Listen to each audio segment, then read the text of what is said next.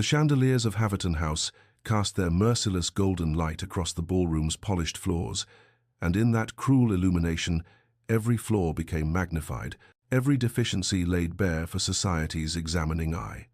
Eleanor Hartley had long since made peace with her position by the tall windows overlooking the garden, where the heavy damask curtains provided a measure of shadow and the cool glass offered relief from the oppressive heat of 300 bodies in forced gaiety.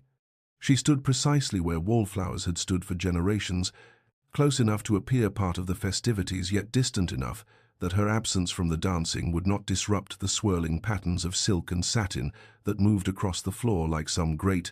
glittering organism from which she had been quietly excluded.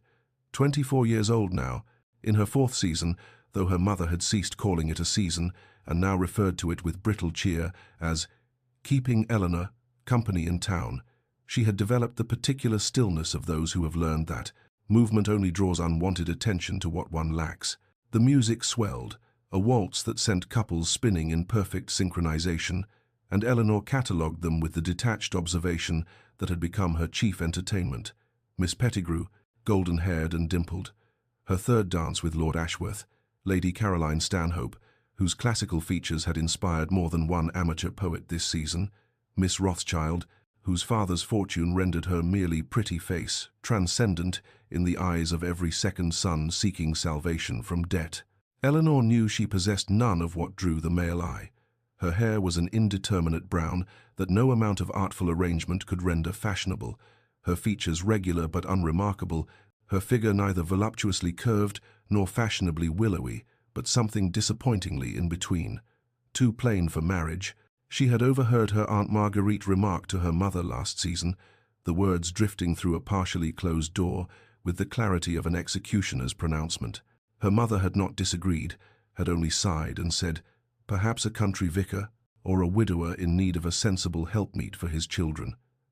Eleanor had felt something inside her crystallize at those words, the last soft hopes of girlhood hardening into the brittle armor of acceptance. She had intelligence, she had read extensively, she could converse knowledgeably on subjects that made other young ladies' eyes glaze with incomprehension. But what currency had such qualities in a marriage market where the tender was beauty, youth, and practiced feminine charm? The breeze through the partially opened window carried the scent of roses from the garden below, sweet and somehow mournful, and Eleanor closed her eyes briefly, allowing herself this single moment of something dangerously close to self-pity before straightening her spine and fixing her expression into the pleasant neutrality that had become her social mask. The evening would end as all such evenings ended, her dance card empty save for one dutiful turn with her brother, her parents' disappointment palpable in the carriage ride home, and another night added to the growing collection of evidence that Eleanor Hartley was destined for a quiet life of genteel spinsterhood,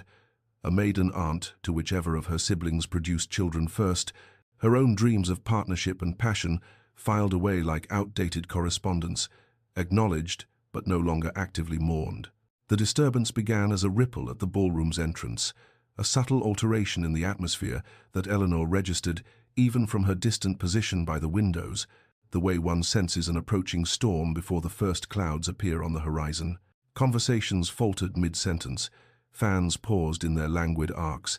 and heads turned with the synchronized precision of a flock of birds changing direction, all attention suddenly fixed upon the tall figure who had just been announced with a formality that bordered on reverence, His Grace, the Duke of Greystone. Sebastian Aldridge entered as he did all things with an economy of movement that suggested both absolute confidence and profound disinterest in the impression he created, though the impression itself was undeniable. He was tall, lean in the way of men who forgot to eat when absorbed in more interesting pursuits, his dark hair unfashionably long and his evening clothes immaculate, yet somehow conveying the sense that he tolerated them rather than took pleasure in their elegance. But it was his face that had earned him his reputation for coldness. Aristocratic features rendered severe by an expression of such studied indifference that it approached disdain, grey eyes that observed the assembled company with the detached interest of a naturalist examining specimens of limited fascination. Eleanor had never been introduced to him, moved as they did in entirely different spheres, but she knew his history as everyone did 32 years old, one of the wealthiest men in England, Brilliant by all accounts, with interests spanning classical philosophy to modern agriculture,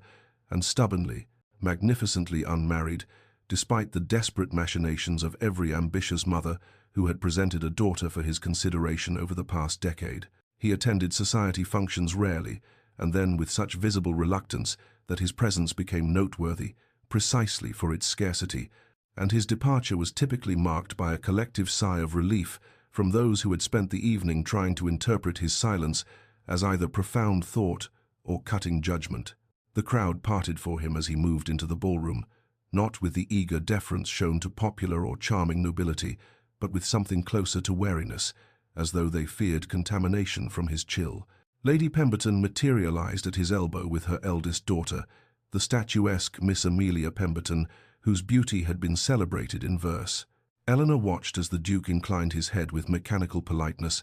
spoke perhaps 3 words,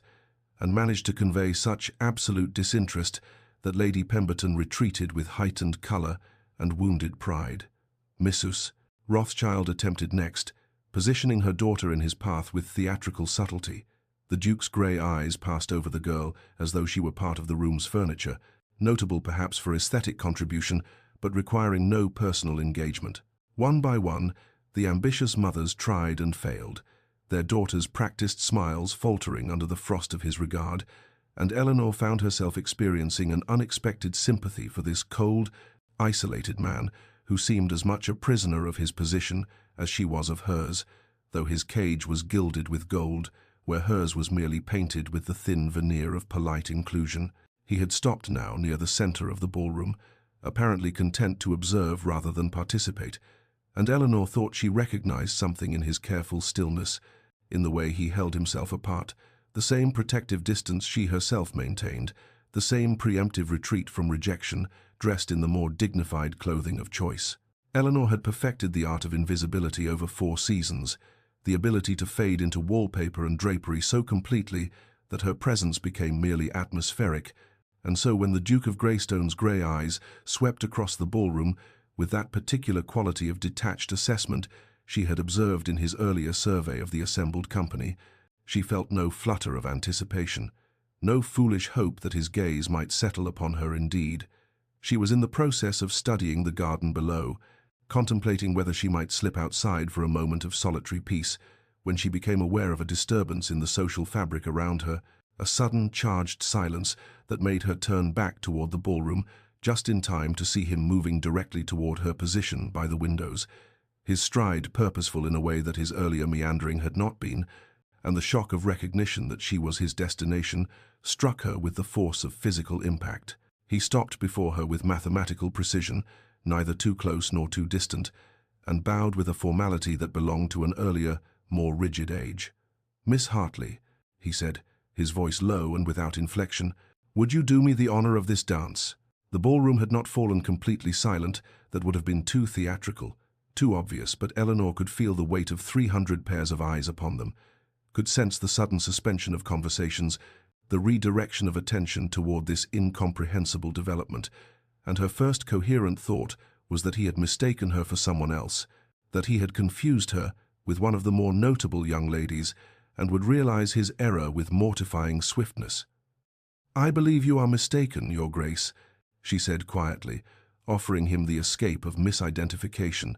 but his expression did not change, did not register either confusion or correction. "I am not mistaken," he replied with the same flat certainty he might have used to state a mathematical proof. "Miss Eleanor Hartley, daughter of Sir Richard Hartley, you are she, and I am requesting this dance." There was no warmth in his face, no hint of the admiration or interest that typically accompanied such requests. Indeed, there was nothing in his demeanor to explain this extraordinary choice, and Eleanor found herself suspended between bewilderment and the first stirrings of something uncomfortably close to humiliation, the terrible suspicion that she had become the object of some incomprehensible aristocratic whim, a wager, perhaps, or worse, an act of charitable condescension. But her pride, that stubborn core of dignity that had sustained her through 4 seasons of rejection, would not permit her to refuse and create a scene that would mark her as graceless as well as plain, and so she placed her gloved hand in his extended one and allowed him to lead her onto the floor just as the orchestra began the opening strains of a waltz. And if she had felt invisible before, she now felt searingly, unbearably visible, aware of every whisper, every incredulous stare, every speculation that followed them onto the dance floor like a wake of disturbed water behind a passing ship. His hand settled at her waist with correct but impersonal pressure. His other hand held hers with the same detached precision, and they began to move through the figures of the waltz in complete silence, his face as expressionless as a marble statue, his grey eyes fixed somewhere past her left shoulder, and Eleanor felt the music flow around them without touching them, felt the mechanical nature of their movements, proper and perfectly executed, but utterly devoid of the grace that came from genuine partnership. And she thought wildly that they must appear as awkward as she felt, two wooden figures moving through rehearsed motions, though when she caught a glimpse of them in one of the ballroom's gilt mirrors, she saw that they looked, if anything, merely formal, correctly matched in their movements if not their understanding. She wanted to demand an explanation, wanted to ask what game he played and why he had chosen her as his instrument, but the dance required all her concentration. She had so little practice, after all, and his closed expression offered no invitation to inquiry, and so they completed the waltz in that terrible silence, her heart beating hard, not with pleasure but with confused distress. And when the final notes faded, he released her immediately, stepped back, executed another of those rigid bows, murmured, "Thank you, Miss Hartley," with no more emotion than if he thanked a servant for bringing him tea, and then he turned and walked away, leaving her standing alone in the center of the dance floor, bewildered and inexplicably wounded, while all around her society began to whisper and speculate about what they had just witnessed, and Eleanor, who had learned to disappear, now found herself the focus of an attention far more uncomfortable than neglect had ever been. The morning after the Pemberton ball arrived with leaden clouds and the first whisper of summer rain, and Eleanor woke to discover that she had become, through no action or desire of her own, the subject of intense and uncomfortable speculation throughout London society, a transformation as bewildering as it was unwelcome. Her mother appeared at breakfast with an expression Eleanor had not seen in 3 years, bright, calculating interest, and announced that no fewer than 4 calling cards had already been delivered before 9 o'clock, an unprecedented occurrence in a household where visitors had become increasingly rare as Eleanor's prospects dimmed with each passing season. "The Duke of Greystone," her mother said, handling the topic with the delicacy of one approaching a skittish horse, "is known to be most particular in his attentions." One must wonder what prompted such marked distinction. The unspoken question hung between them like morning mist. Why you? Eleanor had no answer, could offer nothing but the same bewildered confusion that had kept her awake through the long hours of darkness, replaying that silent waltz, searching for meaning in the Duke's expressionless face, and finding nothing but her own reflected incomprehension. Her younger sister Caroline, safely engaged to a respectable gentleman, and therefore free to speak with the casual cruelty of the secure, voiced what Eleanor knew others would be whispering in drawing rooms throughout Mayfair. Perhaps it was a wager. Lord Ashford is known to make the most extraordinary bets, and the Duke is in his circle. Or perhaps, she paused with theatrical consideration, it was an act of charity, a gesture of Christian kindness toward the less fortunate. The words struck with the precision of carefully aimed arrows, and Eleanor felt something harden in her chest, a familiar protective shell reforming around the vulnerable places that had briefly, foolishly, entertained the possibility that the Duke's attention had meant something other than incomprehensible, aristocratic whim. When she ventured out that afternoon for her customary walk in the park, an activity she had always undertaken with the blessed anonymity of the overlooked, she found herself the object of covert glances and barely concealed whispers, ladies inclining their heads together as she passed, their fans rising to shield mouths that shaped her name, and the Duke's with equal measures of disbelief and speculation. Mrs. Thornbury, who had not acknowledged Eleanor's existence in 2 full seasons, stopped her carriage to offer honeyed words about what a lovely couple they had made on the dance floor, though her eyes held the sharp gleam of one searching for weakness, for the flaw that would explain this inexplicable development. Most disturbing of all was the sudden appearance of gentlemen who had previously looked through her as though she were constructed of glass. Mr. Fitzwilliam requested permission to call, Lord Ashford's younger brother engaged her in conversation about the weather with an earnestness that bordered on comedy, and even the insufferable Mr. Pemberton, who had once described her in her hearing as regrettably plain,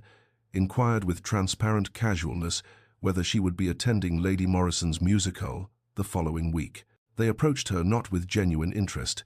Eleanor understood with bitter clarity, but with the cautious curiosity of men who wondered if the Duke of Greystone had perceived some hidden value they had overlooked, some quality invisible to ordinary eyes but apparent to his superior discernment, and the humiliation of being suddenly visible only because a more important man had briefly noticed her was in some ways more painful than the years of being invisible had been. By week's end, Eleanor had heard herself described as the Duke's charitable project, as the subject of some obscure aristocratic experiment, and most cutting of all, as proof that even the coldest men sometimes perform acts of inexplicable pity, and she determined with the fierce pride that was perhaps her only genuine wealth that she would forget the entire incident, would return to her comfortable invisibility, and would refuse absolutely to allow herself to wonder about grey eyes and unexplained waltzes and the terrible, treacherous hope that perhaps, impossibly, it had meant something more. A week of determined avoidance had passed, during which Eleanor declined social invitations with the excuse of a mild indisposition and spent her days in the quiet refuge of books and solitary walks, attempting to reconstruct the comfortable invisibility that had been her protection and her prison, and it was during one such escape that she found herself at the British Museum on a Wednesday afternoon when fashionable society was occupied elsewhere, standing before the Elgin marbles in a gallery blessedly empty, save for two elderly scholars arguing in hushed tones about provenance in the far corner. The marble figures rose before her with their damaged grace, bodies frozen in eternal motion, and she stood contemplating the Parthenon frieze with its procession of draped figures, finding something profoundly peaceful in their ancient silence. In the way they had existed for millennia without concern for the opinions of London society, and she was so absorbed in tracing the flow of carved drapery with her eyes that she did not hear footsteps approaching until a voice behind her said with startling clarity, "The paradox is that they appear more alive in their incompleteness than they might have in perfection." Eleanor turned sharply and found herself facing the Duke of Greystone,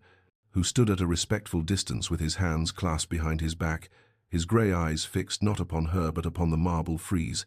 and her first instinct was flight, an overwhelming desire to escape before this incomprehensible situation could extend itself further. But something in his stance, the way he appeared genuinely absorbed in contemplation rather than in her, kept her rooted in place. "Your Grace," she said carefully, offering the minimum courtesy required, and he inclined his head in acknowledgement but did not shift his gaze from the sculptures, as though her presence were unremarkable, as though they were merely two individuals who happened to share an interest in classical antiquity rather than the subject of a week's worth of speculation and gossip. The missing pieces allow the imagination to complete them, Eleanor found herself saying, drawn despite her wariness into the observation he had begun, and perhaps what we imagine is more vital than what the sculptor actually created. Now he did look at her, and for the first time since their silent waltz, she saw something flicker in those carefully controlled eyes, surprise perhaps, or recognition. "You argue that incompleteness is superior to wholeness?" he asked, not with challenge but with genuine curiosity, the same tone one scholar might use with another, and Eleanor felt something shift in the space between them, a movement from the personal into the realm of ideas, where she had always felt most certain. "I argue that perfection can be static," she replied, emboldened by the intellectual nature of the exchange, "while imperfection invites participation,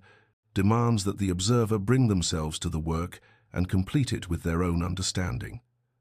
They stood in silence for a moment, both regarding the frieze, and Eleanor was acutely aware that this conversation bore no resemblance to the painful formality of their dance, that something genuine was passing between them for the first time, an exchange of actual thoughts rather than social performance. "Miss Hartley," he said finally, turning to face her fully,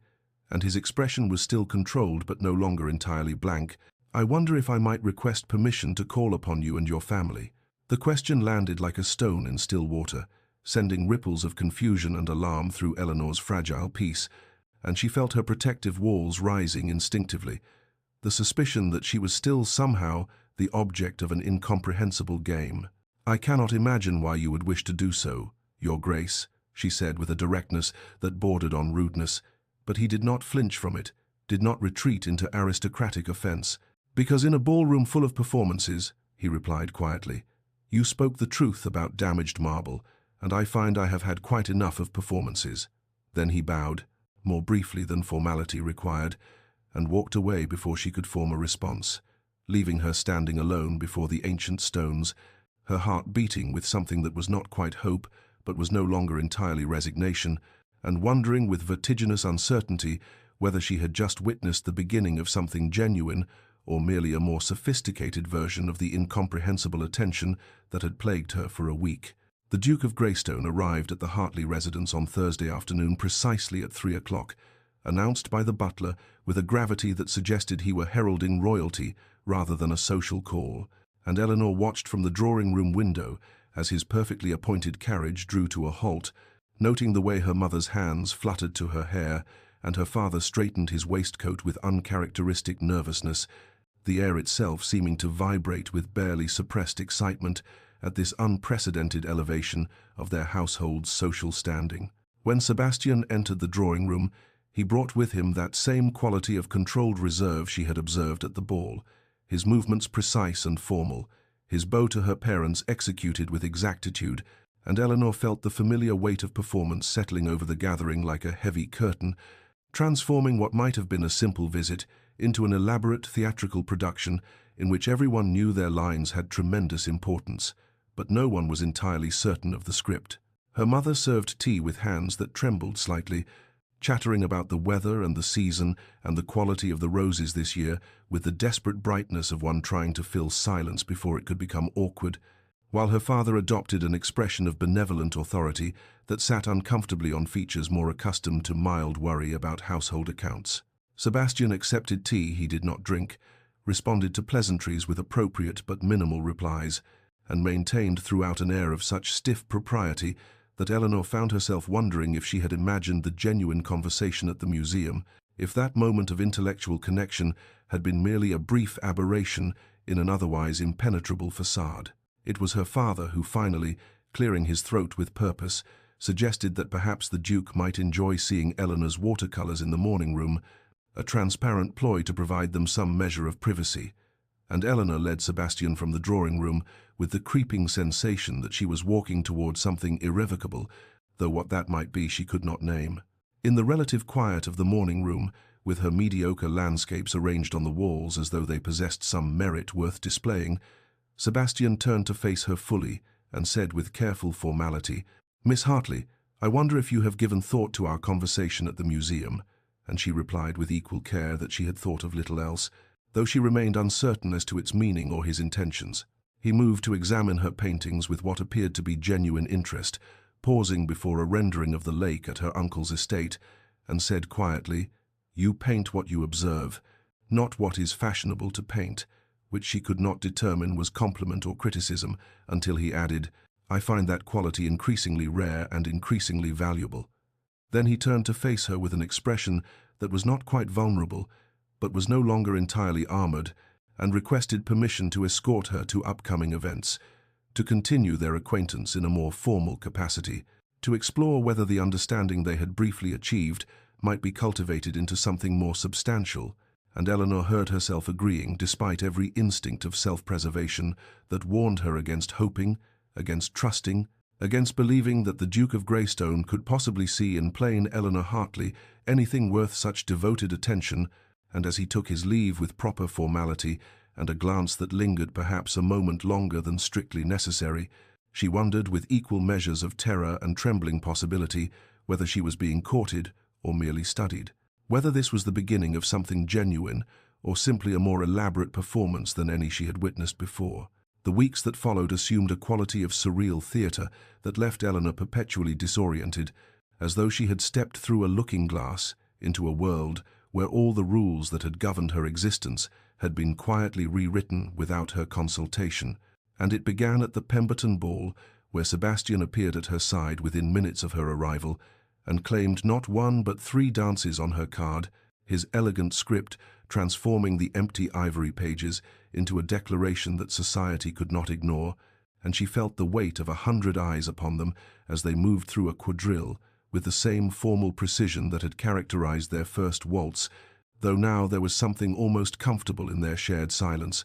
as though they had agreed without words that they need not perform conversation for the benefit of observers. Within a fortnight, his presence at every event she attended had become so reliable that her mother began consulting his known schedule when deciding which invitations to accept, and Eleanor found herself the unlikely center of attention she had spent 4 seasons carefully avoiding. Her dance card, that annual document of her social failure, now bearing not only Sebastian's name in multiple slots, but also the names of other gentlemen who suddenly discovered her worthy of notice, as though the Duke's attention had bestowed upon her some previously invisible quality that rendered her visible to eyes that had looked through her for years. Mr. Pemberton, who had never once acknowledged her existence, requested a country dance and spoke with great earnestness about his admiration for intelligent women, while Lord Ashworth's second son, who had openly mocked her plain appearance the previous season, now found occasions to promenade with her in Hyde Park and praise the understated elegance of her manner, and Eleanor received these attentions with a bewilderment that bordered on anger, understanding with perfect clarity that she had not changed, that nothing about her appearance or character was different from what it had been when these same gentlemen had dismissed her as beneath their notice, and the realization that her worth in their eyes derived entirely from Sebastian's inexplicable interest made her feel simultaneously elevated and diminished, valued and invisible. At the Marchmont Musicale, Sebastian arrived late and made his way directly to her side despite the performance already underway, settling into the chair beside her with a murmured apology that drew disapproving glances from those who valued propriety over precedence, and she felt the warmth of his presence like a physical thing, solid and undeniable, and wondered with increasing desperation what game he was playing and what rules governed it, whether this extraordinary attention would evaporate as mysteriously as it had begun and leave her more isolated than before, or whether something genuine underlay the careful formality of their public interactions. When the soprano concluded her aria and the audience shifted for interval refreshments, Sebastian offered his arm and guided her toward the terrace, where the June evening spread soft and fragrant, and she gathered her courage to ask the question that had haunted her through 3 weeks of unprecedented attention. But before she could speak, he said quietly, his eyes fixed on the darkening garden rather than on her face, "I realize my presence may be complicating your season, Miss Hartley, and I wonder if you wish me to withdraw." And the vulnerability beneath the formal words struck her with unexpected force, the suggestion that he too felt uncertain, that this strange dance they were performing had no clear steps for either of them, and she found herself answering with a honesty that surprised her. "I wish only to understand what this is, Your Grace, for I confess I am entirely at sea," and in the gathering dusk she thought she saw him smile, brief and almost sad, before he replied, "As am I, Miss Hartley, as am I." The confrontation came at the Westbury garden party on a late June afternoon, when the roses hung heavy with perfume and the heat lay thick upon the assembled guests, and Eleanor found herself at the limits of her endurance with confusion and half-answers, and the terrifying suspension of not knowing whether the ground beneath her feet was solid or simply another illusion that would dissolve and leave her falling. And when she saw Sebastian standing alone near the hedge maze, his profile stark against the green, she felt something harden in her chest and propel her forward with a determination that overrode every instinct of propriety and caution, and she approached him directly, without preamble, and said in a low voice that trembled only slightly, "Your Grace, I must know your purpose," and watched his shoulders stiffen as though she had struck him, his eyes when they met hers containing something almost like panic before the familiar mask of cool reserve settled back into place. He began to offer some formal deflection, some carefully constructed response about the pleasure of her company, but she interrupted with uncharacteristic boldness, the words tumbling forth with all the accumulated frustration of weeks spent suspended in uncertainty. "I am not a fool, despite what society may believe about plain women, and I will not continue this peculiar dance without understanding what music we are meant to be following. for I cannot determine if I am being courted or studied like one of your museum pieces, and I will not be made a spectacle for purposes I cannot fathom." And the raw honesty of her declaration seemed to strip something away from him, peeling back the layers of ducal composure to reveal something underneath that was startlingly human and unmistakably wounded. For a long moment he simply looked at her, and she saw his jaw tighten as though he were physically restraining words that wanted to escape. And then he said quietly, each word carefully measured, "I tire of performances, Miss Hartley." And the weariness in his voice was so profound that she felt it in her own bones. "I have spent my entire life surrounded by people who perform, who smile and flatter, and calculate every word for maximum advantage, who see in me only a title and a fortune, and an opportunity for advancement, who would say anything and be anyone if it might secure their position." And his eyes, when they locked with hers, held something fierce and almost desperate. "You, Miss Hartley, do not perform. You do not calculate. You do not transform yourself into whatever you believe. I wish to see you are simply, honestly, entirely yourself. And you cannot possibly understand how rare that is, how valuable, how desperately I—" But he stopped abruptly, as though realizing he had ventured too close to some precipice, and the vulnerability that had flickered across his features vanished beneath renewed reserve, and he stepped back with a formal bow that re-established all the distance between them, saying with forced composure, "Forgive me, I have said too much. I should not have." And before she could respond, before she could reach for that glimpse of genuine feeling he had inadvertently revealed, he had turned and walked away toward the main gathering, leaving her standing alone by the hedge maze with her heart pounding and her mind racing,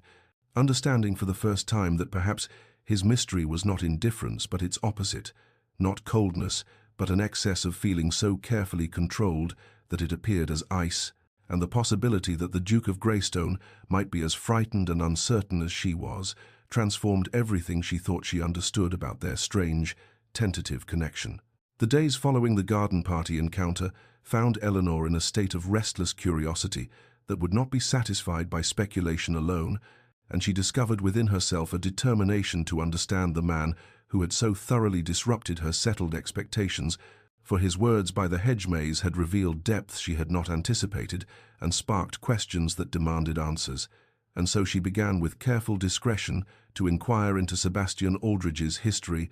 asking her cousin Margaret, who knew everyone's business, mentioning casually to her mother's friend Lady Thornbury that she had heard the Duke was once engaged, observing conversations at tea parties where the older matrons spoke of families they had known for decades, and gradually, piece by careful piece, a picture emerged that transformed her understanding entirely. Sebastian's childhood, she learned from Lady Thornbury's surprisingly sympathetic account, had been marked by a coldness that made his current reserve seem almost warm by comparison, for his mother, the late Duchess, had been a woman of extraordinary beauty and equally extraordinary vanity, who measured worth entirely by appearances and social position, who had displayed her handsome son like a prized possession while remaining utterly indifferent to his actual nature. And his father, the old Duke, had been a man of rigid propriety and exacting standards, who valued duty and dignity above all human warmth. And between these two forces, Sebastian had been shaped like iron in a forge, taught that feeling was weakness, and that the only safety lay in perfect, impenetrable control. The broken engagement came later. Margaret confided over tea in the Hartley drawing-room, her voice dropping to a whisper as she recounted what she knew of Lady Arabella Winters, a diamond of the first water 6 years past, whose beauty had been celebrated in sonnets, and whose pursuit of the young Duke had been relentless and ultimately successful, for Sebastian at 26 had apparently believed himself in love and had offered for her hand with a sincerity that shocked those who knew his usual reserve, only to discover 3 weeks before their wedding that Arabella had been conducting a simultaneous flirtation with Lord Carrington and had told her confidant within Sebastian's hearing, though she did not know he was present, that she found the Duke intolerably dull, but his fortune and position more than compensated for the tedium of his company, and Margaret's eyes were soft with sympathy as she described how Sebastian had ended the engagement with perfect formality and then withdrawn almost entirely from society, appearing thereafter only when duty absolutely demanded, and maintaining such icy distance that even the most ambitious mothers eventually ceased presenting their daughters for his consideration. Eleanor absorbed these revelations with a growing ache in her chest, understanding now the source of his careful walls and his suspicion of performance, recognizing in his history a mirror of her own experience of being valued or not valued for qualities that had nothing to do with her essential self. And she thought of his words about authenticity and rarity, and began to comprehend that what had drawn him to her was precisely what society dismissed, that her inability to be other than herself was not the liability she had always believed, but rather the quality he had been seeking without knowing where to find it. And this understanding shifted something fundamental in how she saw their strange connection, transforming it from incomprehensible puzzle to tentative beginning, and she found herself hoping with an intensity that frightened her that perhaps two people wounded by similar betrayals might find in each other not just recognition, but genuine refuge. The turning point came at Whitmore Hall in early July, where both Eleanor and Sebastian found themselves among the guests invited for a week-long house party in the countryside,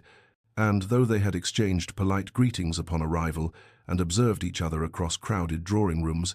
they had not spoken privately since that charged encounter by the hedge maze,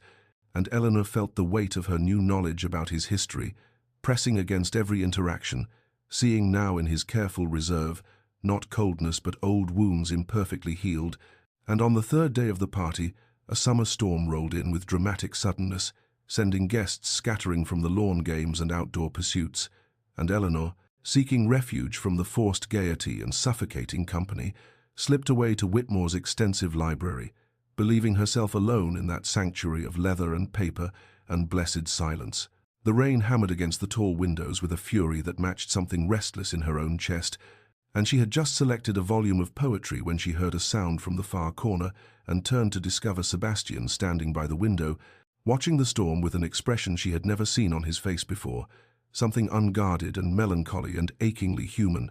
And for a moment they simply looked at each other, and then he said quietly, "I did not mean to intrude on your solitude," but made no move to leave, and she found herself saying with equal quietness, "Nor I on yours." And yet neither of them departed, and instead she moved to stand near the window, not quite beside him but close enough that the space between them felt charged with possibility, and they watched the rain together in silence until he spoke again, his voice low and almost hesitant.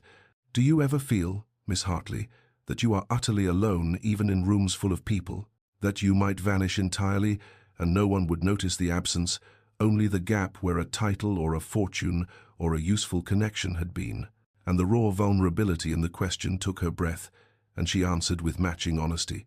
"Every day of my life, Your Grace." And then, abandoning caution, added, "Until recently, when someone looked at me and appeared to see something beyond what I was not beautiful, not charming, not whatever it is that makes other women valuable, and I cannot determine if that was real or if I imagined it, because I wanted so desperately for it to be true." He turned from the window then, and his eyes, when they met hers, held such intensity that she felt pinned by it, and he said, "It was real." And then, as though a dam had broken, the words spilled forth, "I have spent my life being valued for everything but myself, for my title, my wealth, my position, for what I could provide or elevate or legitimize, and I learned to protect myself by remaining distant, by revealing nothing that could be exploited or manipulated or used against me, and it made me safe, but it also made me unspeakably lonely. And then I saw you at that ball, standing apart with a book you had half hidden behind your fan, reading poetry while everyone else performed their elaborate dances of ambition, and you looked so honestly yourself, so utterly without pretense, and I thought perhaps here is someone who might understand what it is to be perpetually unseen." And Eleanor felt tears prick her eyes as she recognized in his confession the mirror of her own experience, and she reached out without thinking and touched his hand where it rested on the window frame and said softly, "I see you." And he turned his hand to clasp hers, and they stood there while the storm raged outside, and something equally transformative, but infinitely more welcome, began between them. The first genuine warmth kindling in the space where fear and isolation had reigned, and neither spoke for a long time, simply holding to that connection as though it were an anchor in uncertain seas, understanding that they had found in each other something both of them had believed impossible: recognition, acceptance, the beginning of genuine refuge. As autumn arrived and London prepared for the little season, the connection between Eleanor and Sebastian deepened into something that neither quite dared to name, but both increasingly felt in every moment they spent together. For after Whitmore Hall something had shifted fundamentally, and the careful distance that had characterized their earlier interactions gave way to a tentative but growing intimacy that manifested in 100 small ways that would have been unremarkable to observers, but which carried profound significance to two people unaccustomed to genuine connection. They walked together in the parks during the golden afternoon light, their conversations stretching from philosophy to poetry to observations on human nature, and Sebastian began to share opinions he had kept locked away for years, while Eleanor discovered a wit in herself that his appreciation called forth. And more than once, she made him laugh a genuine, surprised sound that transformed his usually severe features into something startlingly warm. And each time it happened, she felt absurdly triumphant, as though she had achieved something rare and precious. He brought her books with passages carefully marked in his precise hand, annotations in the margins that revealed his thoughts, and she responded in kind, returning them with her own notes, creating a private dialogue that continued beyond their meetings. And once he wrote beside a particularly moving verse, "This made me think of our conversation about authenticity," and her heart had stuttered at the intimacy of being remembered so specifically, of occupying space in his thoughts when they were apart. The physical distance between them diminished incrementally as well, never improper, but increasingly familiar, his hand at her elbow as they navigated uneven ground during a country walk, steady and warm even through the fabric of her sleeve, or the way they stood close enough in galleries that their shoulders nearly touched as they examined paintings. And once, when she stumbled slightly on a loose stone, he caught her with both hands at her waist, and for a breathless moment they stood frozen, his eyes dark and intense on hers, before propriety reasserted itself, and they continued walking, though Eleanor felt the ghost of that touch for hours afterward. She bloomed under his attention like a plant, finally receiving sunlight after years in shadow, discovering that she was not so plain when reflected in eyes that valued what they saw,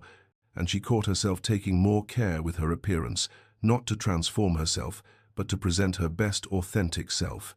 wearing colors she truly liked rather than what was fashionable, and the increased confidence showed in how she carried herself, in the directness of her gaze and the readiness of her smile. Sebastian's legendary coldness thawed progressively in her presence,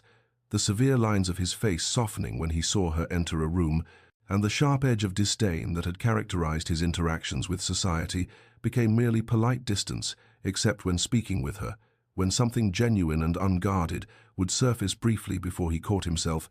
and she began to understand that his reserve was not natural temperament, but learned protection, armor, he was slowly, carefully beginning to remove in the safety of her company. Yet for all this growing closeness, neither spoke the words that might define what was forming between them, both perhaps too accustomed to disappointment to risk naming hope, both waiting for some sign from the other that would justify vulnerability. And so the autumn weeks passed in this state of suspended possibility, intimate and distant at once, a relationship that felt monumental in its significance to them both, while appearing to observers merely as a prolonged and oddly matched courtship, and Eleanor found herself suspended between contentment in what they shared and yearning for something more, something neither had yet found courage to claim. The proposal came in late October, when the leaves had turned to copper and gold, and the air carried that peculiar crispness that speaks of summer's definitive end, and Sebastian requested a formal interview with Eleanor's father on a Tuesday morning, arriving at the Hartley townhouse with a gravity of purpose that made the butler straighten instinctively and announce him with unusual solemnity. And Mr. Hartley received him in his study with barely concealed anticipation, for even that practical man had observed the Duke's consistent attentions over the past months and understood what such a request might signify. The interview lasted perhaps 20 minutes, during which Sebastian made his offer with the precision of someone conducting important business, spoke of his estate and income, of the settlements he proposed, which were so generous that Mr. Hartley blinked twice in succession, of his respect for Eleanor and his belief that they would suit admirably, and every word was correct and proper and entirely appropriate, and Mr. Hartley agreed with an alacrity that might have been unseemly in a man less overwhelmed by the prospect of his perpetually unmarried daughter becoming a duchess, and when Sebastian emerged from the study his expression revealed nothing, though his hands were not entirely steady, as he requested that Miss Hartley might grant him a private audience in the drawing-room. Eleanor entered to find him standing by the window. In that way he had, backlit and somehow separate, and her heart hammered against her ribs with such force she felt certain he must hear it. And he turned as she closed the door and for a moment simply looked at her with an intensity that made her breath catch, and then he crossed the room with measured steps and took her hand with a formality that was somehow at odds with the way his thumb brushed once across her knuckles, and he said, "Miss Hartley, Eleanor, I have spoken with your father and received his blessing to ask for your hand in marriage," and the words, though expected, still sent a shock through her system, and he continued, his voice low and controlled, but with something urgent beneath the careful surface. "I believe we would deal remarkably well together. You and I, we understand each other in ways that I have found rare to the point of miraculous, and I can offer you position and security and freedom to pursue your intellectual interests, and I would endeavor to be a husband who values what you are, rather than lamenting what you are not." And it was a speech clearly prepared, each word chosen with care, and it contained so much respect, compatibility, understanding, partnership, and yet the one word she suddenly desperately wanted to hear was notably, achingly absent, for he spoke of everything except love, and some part of her wanted to ask directly if affection might grow between them, or if this was to be merely a meeting of compatible minds. But fear sealed her throat, because what if the answer was the latter? What if this was all he could offer? And was she prepared to refuse it simply because she wanted more, wanted everything, when she had long ago resigned herself to nothing? She looked at his face, at the careful control that did not quite hide the tension in his jaw or the vulnerability in his eyes as he awaited her answer, and she thought of the months they had spent together, of the warmth that had grown between them like something fragile and precious, and she thought that perhaps companionship and respect and intellectual partnership were not everything, but they were far more than most marriages contained, certainly more than she had ever expected to find, and she told herself that it would be enough, that she could be content with what he offered without reaching for what he had not promised, and so she said, her voice only slightly unsteady, "Yes, Your Grace, Sebastian, I will marry you," and watched something like relief crash across his features before the careful control reasserted itself,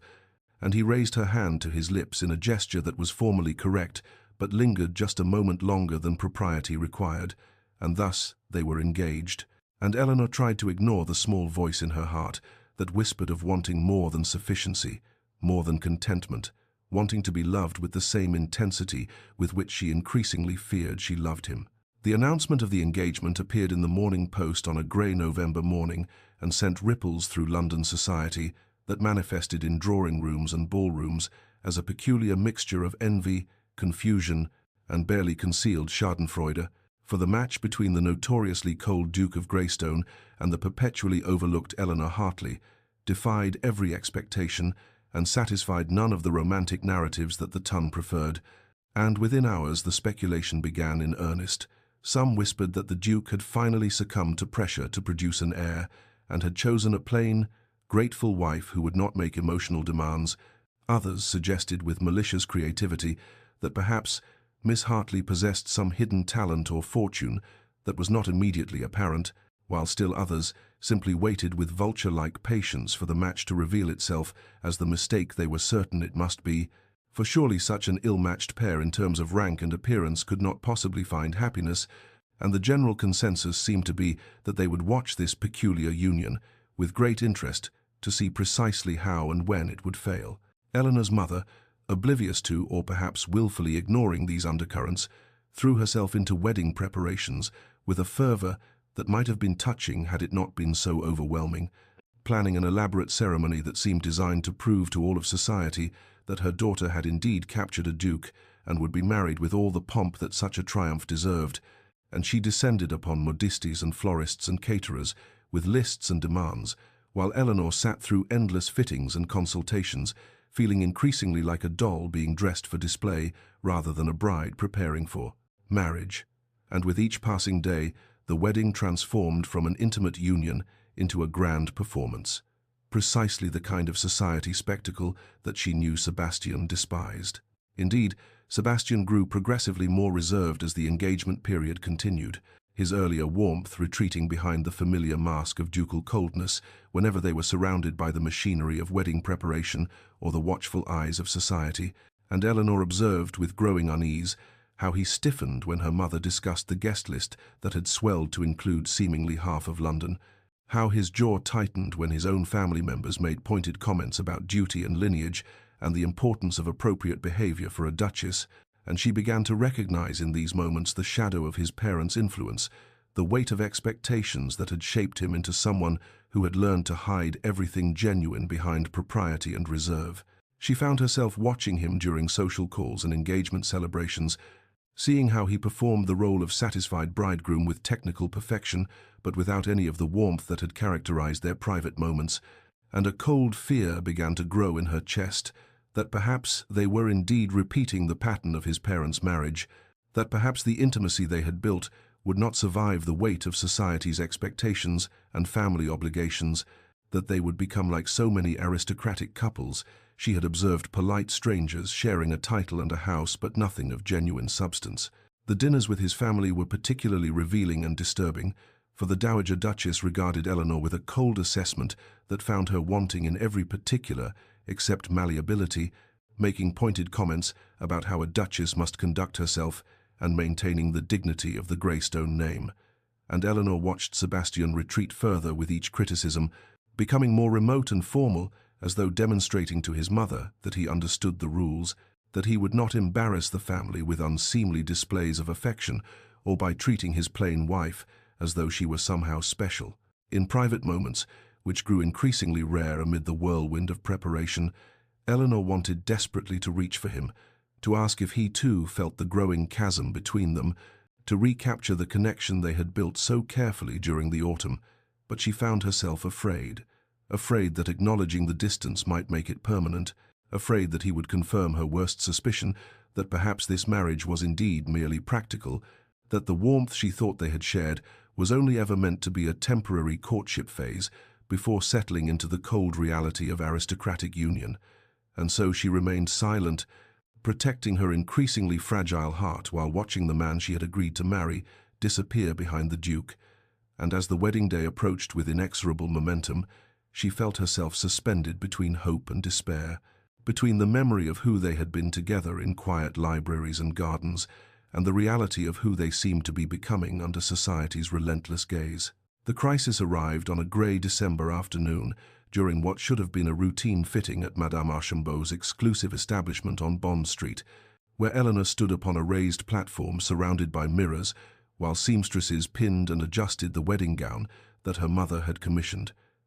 An elaborate confection of silk and lace that seemed designed to transform Eleanor into something she was not, something grand and ducal and entirely foreign to her nature, and her mother had stepped out briefly to confer with the modiste about the veil, leaving Eleanor alone in the fitting room, or so she thought until she heard voices drifting from the adjacent chamber, where the wall did not quite reach the ceiling,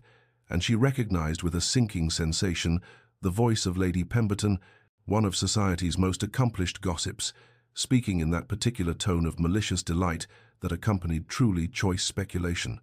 "I must say, I have finally determined the Duke's reasoning," Lady Pemberton announced to her companion, and Eleanor stood frozen upon her platform as the voice continued, each word dropping like poison into her consciousness. "He has chosen her precisely because she is plain and unremarkable, a woman who will never expect love or warmth, or any of the tiresome emotions that more beautiful women might demand. A wife who will be so grateful for the title and position that she will never complain about his coldness, never expect him to exert himself beyond the basic duties of providing an heir." The other woman, whom Eleanor could not identify, murmured something inaudible, and Lady Pemberton laughed, a sound like breaking glass, and continued with evident relish. "It is actually rather clever when one considers it. Miss Hartley is exactly the sort of convenient, undemanding choice that a man like Greystone would make, someone who understands her good fortune and will not have the temerity to expect actual affection from a duke, and she gets to be a duchess, which is far more than someone of her appearance could ever have hoped for. So everyone benefits from the arrangement, and really one cannot fault either party for accepting the practical realities of their situations. Eleanor felt the words strike her with physical force, each syllable confirming the fears that had been growing in her heart throughout the engagement, and she stood trembling upon the platform while the seamstresses continued their work, oblivious to the fact that their client's world was crumbling, and she stared at her reflection in the surrounding mirrors, at her too pale face and unremarkable features, and the elaborate gown that could not transform the plain reality beneath, and thought that perhaps Lady Pemberton was entirely correct, that perhaps she had been desperately foolish to believe that Sebastian's attentions meant anything beyond practical convenience, that perhaps his proposal had nothing to do with the connection she thought they had forged, and everything to do with her being the sort of woman who would not expect or demand the love he was incapable of giving. The fitting continued in a haze of misery as Eleanor mechanically turned when directed and raised her arms when required, while her mind replayed every moment of their courtship through this new and devastating lens, and she saw now how it might all be interpreted not as growing affection, but as calculated selection, how his choice of her might indeed be less about her particular qualities and more about her particular deficits, about choosing someone whose gratitude and low expectations would make her manageable and undemanding. And the worst part was that she could not even fault the logic, for she had accepted his proposal knowing that he had not spoken of love, had told herself that respect and compatibility would suffice, and perhaps she had been participating all along in precisely the transaction that Lady Pemberton described, trading her expectations of love for the security of position, except that somewhere along the way she had been foolish enough to fall genuinely in love with him, while he perhaps had never felt anything beyond mild preference for her company and relief at finding someone who would not require him to feel more. And by the time her mother returned and the fitting concluded and Eleanor was released to return home, she felt hollowed out and uncertain, questioning everything she thought she understood about Sebastian and herself and the marriage she had agreed to enter in just 3 weeks' time. Eleanor retreated behind walls constructed of propriety and self-protection, and in the days following the fitting she found herself unable to meet Sebastian's eyes with the openness that had once characterized their private moments, for every time she looked at him she heard Lady Pemberton's voice dissecting their engagement with such clinical precision, reducing what she had believed might be genuine connection to mere convenient transaction, and so she armored herself in formality and distance, responding to his inquiries with polite brevity, accepting his escort to necessary social functions with correct gratitude but without warmth, maintaining precisely the demeanor of a woman who understood that she was entering a practical arrangement and had no foolish expectations of anything more, and if her heart ached with each careful deflection, if she longed to reach for the intimacy they had begun to build during those autumn weeks, she reminded herself sternly that it was better to protect herself now than to continue building hopes on foundations that Lady Pemberton had revealed to be entirely imaginary. Sebastian noticed the change immediately, for he had become attuned to Eleanor's quieter expressions during their courtship, had learned to read meaning in the subtle shifts of her demeanor, and her sudden retreat into formality struck him with the force of rejection, even as he misinterpreted its cause entirely, assuming that she had come to accept the reality of what their marriage would be, a dignified partnership of mutual respect, but nothing more intimate, and perhaps she had realized that the warmth between them during their private moments had been merely the pleasant prelude to courtship, and that now, approaching the actual reality of ducal marriage with all its attendant obligations and scrutiny, she understood that such warmth must be set aside in favor of appropriate conduct, and if this interpretation wounded something in his chest that he had been carefully not examining too closely, he told himself it was for the best, that he had been foolish to imagine that someone like Eleanor would want anything from him beyond the security and position he could provide, and so he responded to her retreat by reconstructing his own carefully maintained walls, becoming once again the cold Duke of Greystone, who performed his social obligations with perfect correctness and nothing of genuine feeling. Their interactions became exercises in painful courtesy, each maintaining flawless propriety, while the distance between them widened into a chasm that neither knew how to bridge, for Eleanor believed she was protecting herself from eventual heartbreak by accepting the practical nature of their arrangement, while Sebastian believed he was respecting her obvious desire for a proper ducal marriage, unburdened by inappropriate emotional demands, and so they circled each other with exquisite politeness, discussing wedding details and guest lists and settlement arrangements with the detached efficiency of solicitors, negotiating a contract rather than two people preparing to bind their lives together. The wedding preparations continued with relentless momentum, despite the growing misery of both principals, for Eleanor's mother remained oblivious to any tension in her determination to orchestrate a social triumph, and the households of both families moved forward with fittings and menu selections and seating arrangements, while Eleanor and Sebastian participated with mechanical compliance. And during the few moments when they were left alone together, they found they had nothing to say, or rather too much that could not be said, and so they sat in silence that grew more oppressive with each passing day, and Eleanor thought that this must be what the rest of her life would resemble, sitting across from a man she loved, who regarded her with distant courtesy and nothing more, while Sebastian stared at the woman he had asked to be his wife, and felt her slipping away into some unreachable distance, and told himself that this was what he had always expected, that warmth and genuine connection were not meant for men like him, that he should be grateful she was willing to proceed with the marriage at all, and not be greedy for more than she was prepared to offer. And so they drifted toward their wedding day like two ships caught in separate currents, each believing themselves alone in their unhappiness, each protecting a heart that the other would have cherished had they only found the courage to speak. Sebastian stood in his study at Greystone House, staring at the decanter of brandy he had poured, but not yet drunk, while the winter afternoon faded beyond the windows, and the room settled into shadows that he did not bother to dispel by calling for lamps, and he was attempting through sheer force of will to convince himself that the hollow ache in his chest was merely the natural apprehension of a man approaching matrimony, and not the more devastating recognition that he had somehow managed to ruin the best thing that had ever happened to him before it had properly begun. When the door opened without preamble, and Marcus Pemberton, Viscount Ashworth, entered with the easy presumption of a friendship that dated back to their school days, and gave Sebastian one of the few connections in his life that was untainted by calculation or obligation. "You look like hell," Marcus observed with characteristic bluntness, crossing to the fireplace and turning to regard Sebastian with an expression that mingled concern with exasperation, and Sebastian made some dismissive gesture that was meant to discourage further inquiry, but Marcus had never been easily discouraged, and continued with the relentless determination of someone who had decided an intervention was necessary, regardless of its welcome. "I have been watching you these past 2 weeks, watching both of you actually, and I must tell you that if I did not know better, I would assume I was witnessing two people being marched to their executions rather than to the altar, and I cannot stay silent any longer when I see you making the same damned mistake you made 7 years ago, hiding behind duty and propriety and cold correctness, when what is required is honesty and courage, and the willingness to risk your pride for something that actually matters." Sebastian felt something flash through him, anger or panic or perhaps relief that someone had finally named what he had been so carefully not acknowledging, and he turned away from his friend's too perceptive gaze and said with attempted coldness that fooled neither of them,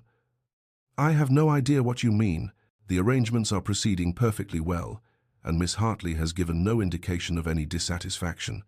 But Marcus made a sound of pure frustration and crossed the room to stand directly in Sebastian's line of sight, and said with unusual intensity, "Do you love her, Sebastian? Because I rather think you do. I have seen the way you look at her when you think no one is watching, have seen you actually smile in her presence, which is more than I have witnessed in years, and yet here you are retreating behind your walls and allowing her to retreat behind hers, and pretending that you are both content with some bloodless arrangement of convenience, when anyone with eyes can see that you are both miserable." The words struck Sebastian like physical blows, demolishing the careful edifice of denial he had been constructing, and he felt something crack open in his chest as recognition came flooding through the understanding that Marcus was entirely correct, that somewhere during those autumn weeks of shared conversations and quiet walks and moments of genuine connection, he had fallen utterly and irrevocably in love with Eleanor Hartley, with her intelligence and authenticity, and the way she looked at the world with such careful observation, with her quiet strength and her refusal to perform for society's approval, and the particular quality of peace he felt in her presence, and the realization was both devastating and terrifying, because it meant that he had everything to lose, that if she did not feel the same, then his careful existence would become unendurable, and he found himself sinking into the chair by the fire and saying in a voice that emerged rough and uncertain, "What if she does not want my love? What if she has retreated because she has realized that she cannot bear the thought of actually being bound to me beyond the formal requirements? What if I speak and lose even the cold comfort of her presence?" And Marcus regarded him with something like compassion and said quietly, "And what if you remain silent and lose everything that matters because you were too afraid to risk being hurt? You are making the same mistake you made with Catherine, assuming you know what the other person feels, without ever having the courage to truly ask. Except that Eleanor is nothing like Catherine and deserves better than your cowardice, and so do you. You deserve the chance to actually be happy instead of merely correct. But that requires you to be honest about what you feel and brave enough to ask her what she feels in return,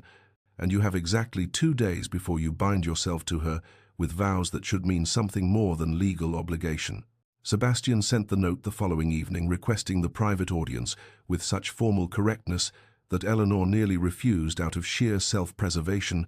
but something in the careful script, a slight irregularity in letters that were usually perfectly formed, suggested an unsteadiness that compelled her acceptance, and so she found herself descending into her family's modest garden as twilight deepened into true night. The air, carrying the last warmth of the October day, mingled with the green scent of boxwood and late-blooming roses, and moonlight filtered through the nearly bare branches of the old oak that had witnessed generations of her family's private moments. And Sebastian stood beneath it, with his back to her, his posture rigid with tension that was visible even in silhouette, and when he turned at the sound of her approach, she was struck by the stark vulnerability in his face, all his usual careful control stripped away to reveal something raw and frightened and desperately determined. "Miss Hartley Eleanor," he began, and his voice emerged rough and uncertain in a way she had never heard from the controlled Duke of Greystone, and he took a step toward her and then stopped as though afraid to come closer, and the words that followed came haltingly, unpracticed, as though he was speaking a language he had never been taught and was discovering as he went. "I have spent the past 2 weeks in a particular kind of hell, watching you retreat from me and believing I understood why, believing that you had come to accept that our marriage would be merely a practical arrangement and that the warmth we had begun to build was inappropriate to such an arrangement, and I told myself that I should be grateful you were willing to proceed at all, that I had no right to want more than you were prepared to offer. But then Marcus Viscount Ashworth forced me to examine what I have been so carefully avoiding, acknowledging,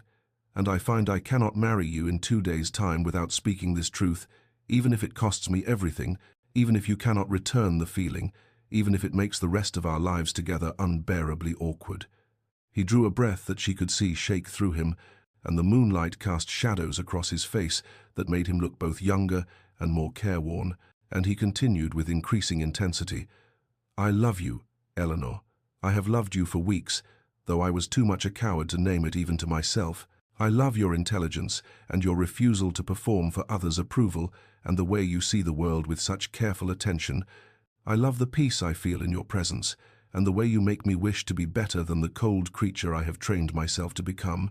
and I know I have no particular gift for expressing such things. I know I am difficult and withdrawn, and burdened with a title that brings more obligation than joy. But I am asking no. I am begging to know your true feelings, not what you think you should feel or what would be appropriate for a ducal marriage, but what you actually feel in your heart, because I find I cannot bear the thought of binding you to me through duty alone, when what I want, what I desperately want, though I have no right to demand it, is to be chosen by you, not from obligation but from genuine desire, not because I am a duke who can provide security, but because I am Sebastian, who loves you more than I knew it was possible to love anyone, and so I am asking, Eleanor, will you tell me, truly, could you ever come to care for me as I care for you, or have I ruined everything by being too afraid to speak until it was nearly too late?" His words hung in the night air between them, and Eleanor saw that his hands were trembling slightly at his sides, and she realized that this man, who faced society with such icy control, was standing before her utterly defenseless, having stripped away every protection to offer her his heart, with no guarantee that she would not crush it,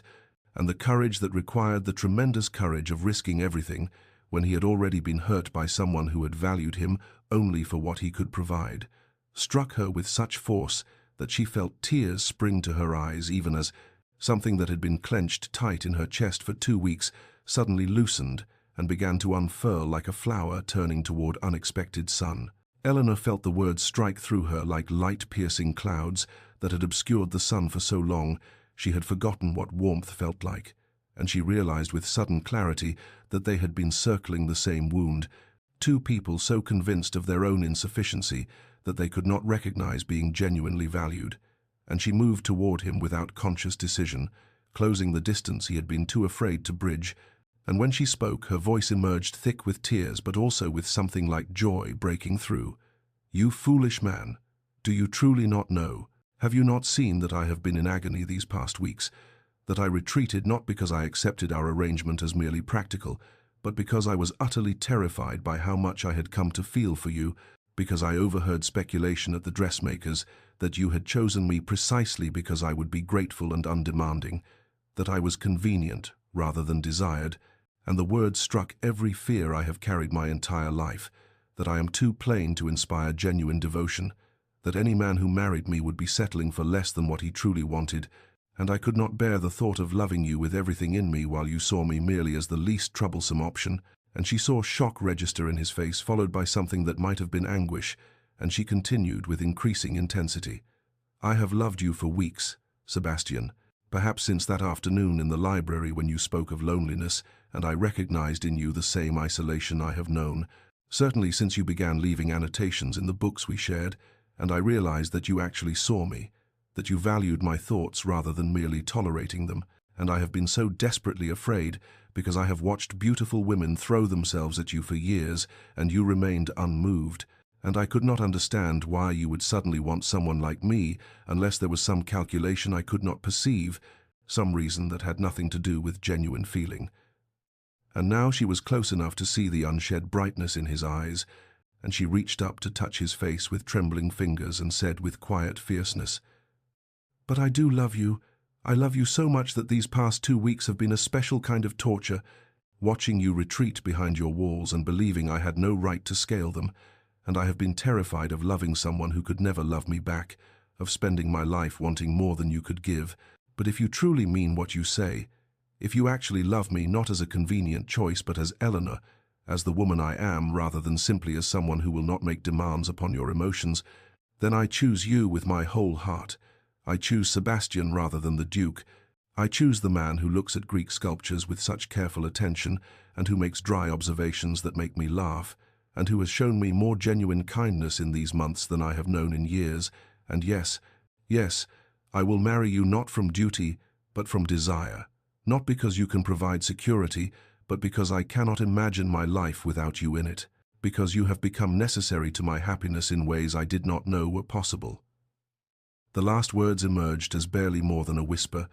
and then his hands came up to frame her face with such tenderness that fresh tears spilled down her cheeks, and he said her name like a prayer before lowering his mouth to hers in a kiss that was nothing like the chaste brush of lips that propriety might have permitted, but rather a claiming and a surrender simultaneously, a conversation conducted without words that spoke of hunger and relief, and promises that transcended anything that could be expressed in language. And Eleanor felt herself melt into him as his arms came around her properly for the first time, and she understood with sudden certainty that this recognition of being seen and valued and chosen for exactly who she was what she had been waiting for without knowing it was possible. And when they finally drew apart, they were both trembling and breathless, and Sebastian pressed his forehead to hers and said roughly, "We have been such fools, both of us, so convinced of our own unworthiness, that we nearly destroyed the best thing either of us has ever found." And Eleanor laughed through her tears and said, "Then let us be fools no longer. Let us be brave enough to trust what we have discovered." And they stood wrapped in each other beneath the old oak tree, as moonlight painted silver patterns through the branches, and the night air carried the scent of roses and the particular sweetness of understanding finally achieved. And Eleanor thought that perhaps being overlooked for so long had been necessary precisely so she would recognize true value when it appeared, and that the plainness society had judged her for was actually clarity, the ability to see past surfaces to what genuinely mattered, and that gift had allowed her to perceive the extraordinary man hidden beneath the cold Duke's exterior, just as his similar gift had allowed him to perceive her worth when others saw only unremarkable appearance, and their matching wounds had become their strength rather than their weakness, because they understood each other's fears without requiring explanation. And as Sebastian held her as though she was precious beyond measure, Eleanor felt something fundamental shift in how she understood herself, felt the years of believing she was insufficient finally begin to release their hold, replaced by the revolutionary recognition that she was enough, had always been enough, had simply been waiting for someone who possessed the wisdom to see it. The morning of the wedding arrived with November, sunlight slanting through high windows in a quality of light that seemed almost sacramental, as though the world itself recognized the solemnity of what was about to occur, and Eleanor stood in her chamber as her mother fastened the final buttons of her gown, not the elaborate confection of silk and lace that had been originally planned, but a simpler dress of ivory satin that Eleanor had quietly insisted upon, elegant in its restraint, beautiful in a way that felt true to who she actually was rather than who society might have wanted her to become. And when she looked at her reflection, she saw not the plain wallflower who had begun the season in resignation, but a woman whose face bore the unmistakable radiance of being genuinely loved, and she thought how strange it was that happiness should prove so much more transformative than any amount of rouge or elaborate coiffure could ever accomplish. The ceremony itself took place not in the grand cathedral that a duke's wedding typically demanded, but in the smaller chapel Sebastian had requested, with only family and closest friends in attendance, and as Eleanor walked down the aisle on her father's arm, she saw Sebastian waiting at the altar with an expression of such unguarded emotion that several guests drew in audible breaths, for the Duke of Greystone had entirely abandoned his usual icy composure and stood watching her approach as though she was something miraculous, and when she reached him and he took her hand, his fingers trembled slightly against hers, and he whispered for her ears alone, "You are so beautiful," and she knew he meant it, in the way that truly mattered, and the vows they spoke carried a weight of genuine meaning that made them feel less like recitation and more like sacred promises. And when the vicar pronounced them married and Sebastian kissed her, it was with a tenderness that made several ladies reach for handkerchiefs, while others whispered that they had never seen the Duke look so utterly transformed. The reception that followed in the garden of Sebastian's London residence proved equally remarkable, not for its grandeur, though everything was elegant and tastefully arranged, but for the unmistakable happiness that radiated from the esposa, bride and groom.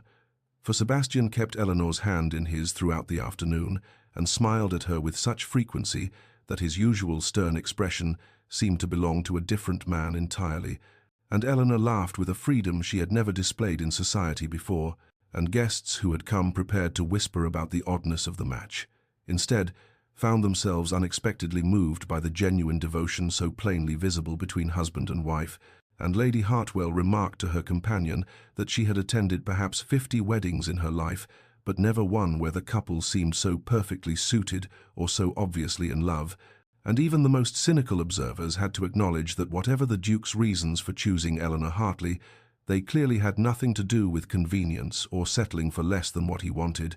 And as twilight settled over the garden, and Sebastian led Eleanor inside toward the carriage that would take them to Greystone Manor for their wedding trip, she turned back once to look at the assembled guests and felt a profound gratitude, not for the title or the security or any of the practical advantages the marriage provided, but for the extraordinary gift of being chosen by someone who saw her clearly and loved what he saw. And Sebastian handed her into the carriage and settled beside her and took her hand again, as though already accustomed to the right to touch her freely,